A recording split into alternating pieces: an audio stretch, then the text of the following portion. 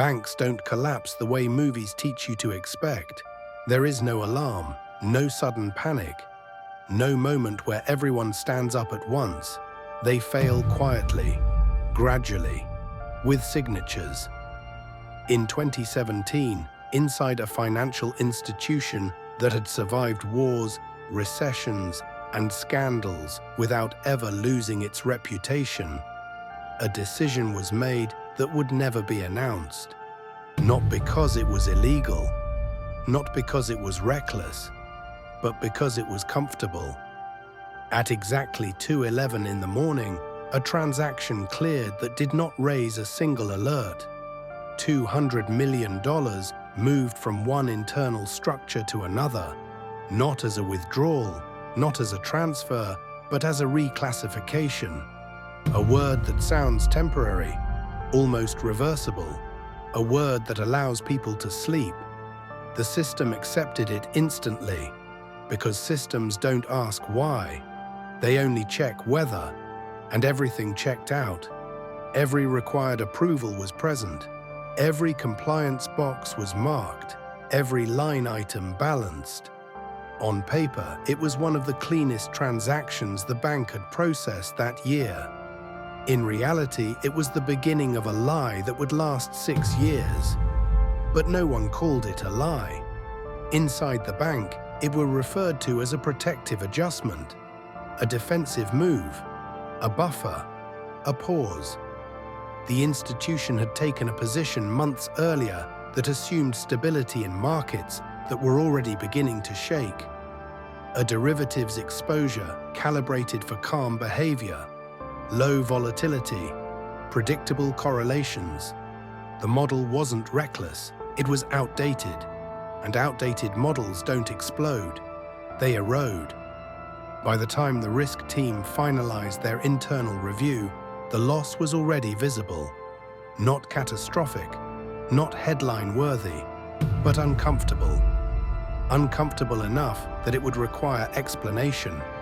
And explanation in large institutions is expensive.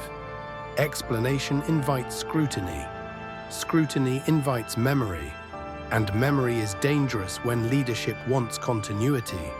So the discussion shifted, not toward fixing the exposure, but toward placing it. Where could the loss exist without being seen? Not hidden, that would be illegal, but positioned. The answer came from experience, not creativity. Long-term holding structures, low volatility accounts designed to absorb irregularities slowly. Places where money doesn't move fast enough to attract attention. Structures built for patience.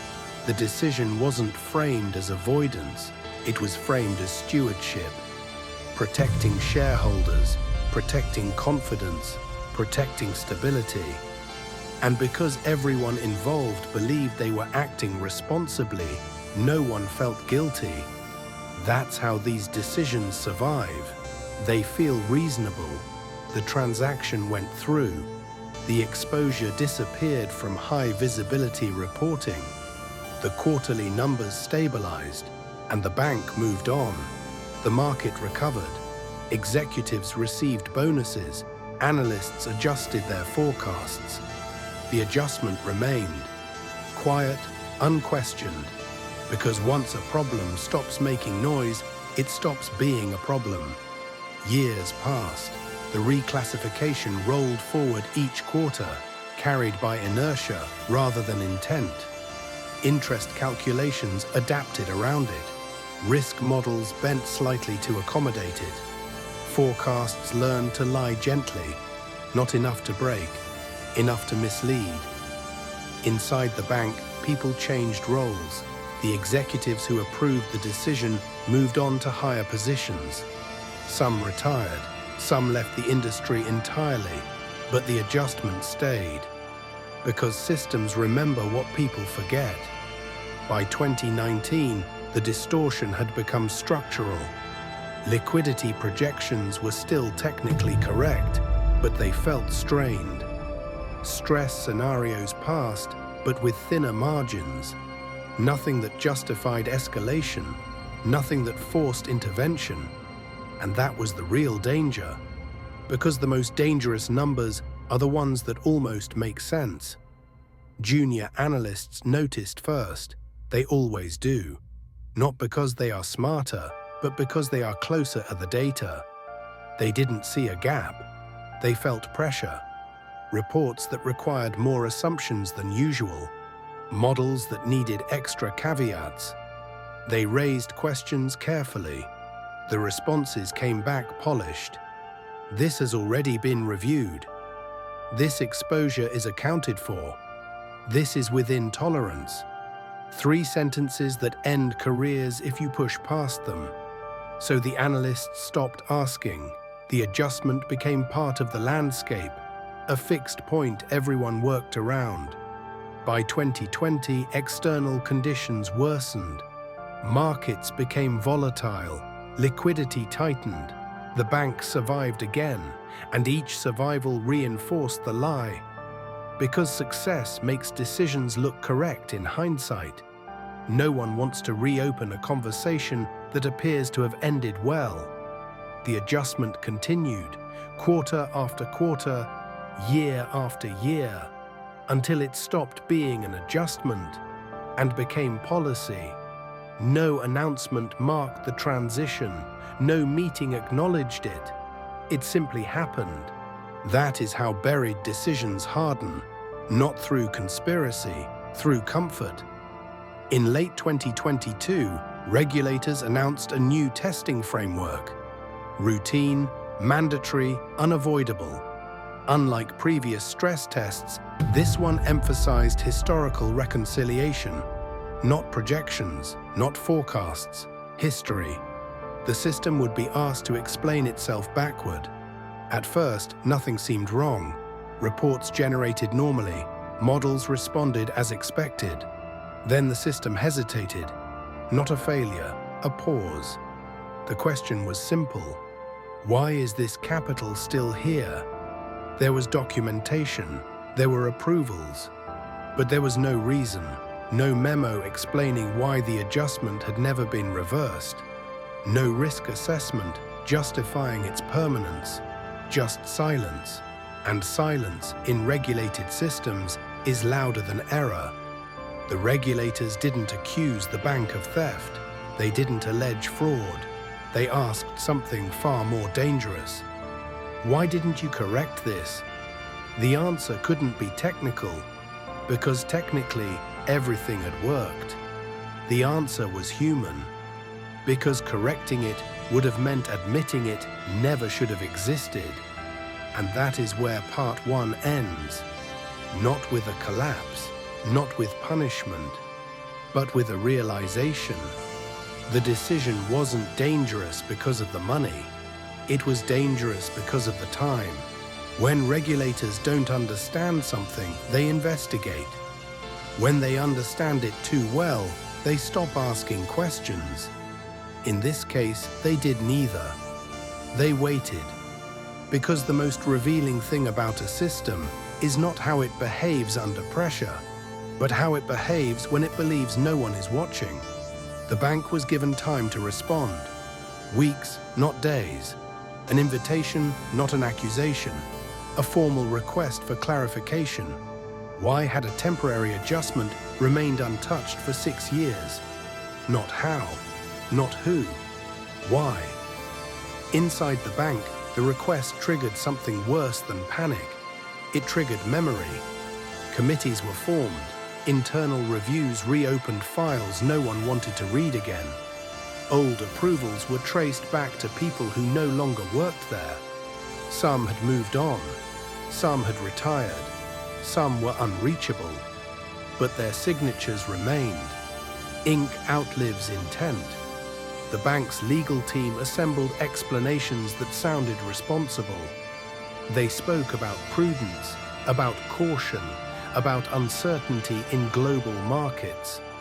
They argued that reversing the adjustment too early could have caused instability. That patience had been a form of protection. And on the surface, it almost worked. Because the language of risk is flexible. and regulators understand that. But the problem wasn't the explanation, it was the timeline. Every justification collapsed under the same question: why now? If the decision was prudent in 2017, why was it still necessary in 2018? If it was necessary in 2018, why was it untouched in 2019? And if it truly protected the bank, why was it never disclosed as a permanent structural change? Silence returned. Not defensive silence, exhausted silence, the kind that follows when every reasonable explanation has already been used. That was the moment the decision changed shape. It was no longer an adjustment, it became intent. Because intent is not proven by what you do once, it's proven by what you refuse to undo. The regulators reframed the issue. They stopped looking at the transaction itself and started looking at delay. Delay in financial systems is measurable. Every quarter, the adjustment remained in place, created a new data point. Every report that rolled it forward added weight. What began as a temporary shield became a structural distortion, not dramatic, not explosive, but persistent. And persistence is evidence. The bank argued that no customers were harmed, that no funds were misappropriated, that no laws were technically violated. The regulators didn't disagree. They focused on something colder: disclosure. Public institutions don't collapse when they lose money. They collapse when they lose credibility. By keeping the adjustment invisible for 6 years, the bank had distorted its public risk profile. Not lied, not falsified, but delayed the truth long enough for it to become misleading. And that distinction mattered, because markets price risk based on information, and information delayed is information denied. The penalty that followed wasn't framed as punishment. It was framed as correction, a forced unwinding, a disclosure requirement, a recalibration of past statements. The number shocked outsiders, not because it was large, but because it felt disproportionate. How could a $200 million adjustment lead to consequences several times larger? Because the cost wasn't the money, it was the time value of deception. 6 years of mispriced confidence, 6 years of understated exposure, 6 years of investors making decisions with incomplete information. You can survive a loss. You can't survive the realization that stability was manufactured. Inside the bank, the fallout was quiet. No mass firings, no dramatic resignations, just slow removal. Executives reassigned, risk committees restructured, reporting lines changed, power dissolved without headlines. Because institutions protect themselves the same way they bury decisions, quietly. The stock didn't crash, it thinned. Volume dried up, confidence leaked. Analysts revised language, not ratings. Words like resilient disappeared, replaced with monitored, cautious, under review. The market didn't panic, it stepped back. And stepping back is fatal to institutions built on trust. Internally, the adjustment was finally reversed, not triumphantly, not ceremoniously, just processed. The same system that accepted it 6 years earlier now unwound it. No alarms, no drama. Because systems don't care why you change your mind. They only care that the math balances. But the reversal didn't restore what was lost, because trust doesn't unwind the way money does. The bank issued statements. They spoke about lessons learned, about improved governance. The language was perfect, and everyone listening understood what it meant. This will never happen again. Not because it can't, but because next time it will look different. That is the real lesson buried inside this story. Not that institutions make mistakes, but that they make decisions they hope time will forgive. Time never does. Time only compounds. The most dangerous part of this case wasn't the adjustment. It was the belief that silence could outlast scrutiny. Because systems don't forget, they accumulate. Every report, every quarter, every justification layered on top of the last, until the structure becomes too heavy to support itself. No villains stood trial, no handcuffs clicked, just careers quietly ending, reputations thinning, influence evaporating. That is how modern power collapses, not with a bang, but with a recalculation. The bank survived, it still exists, but it is no longer what it was. And everyone inside knows why. Not because of the $200 million, but because of the decision to pretend it wasn't there. That decision cost more than money ever could. Because money can be replaced, time cannot. And the system never forgets how long you waited. Every institution believes it can outlast the truth. The ones that fail are the ones that almost succeed.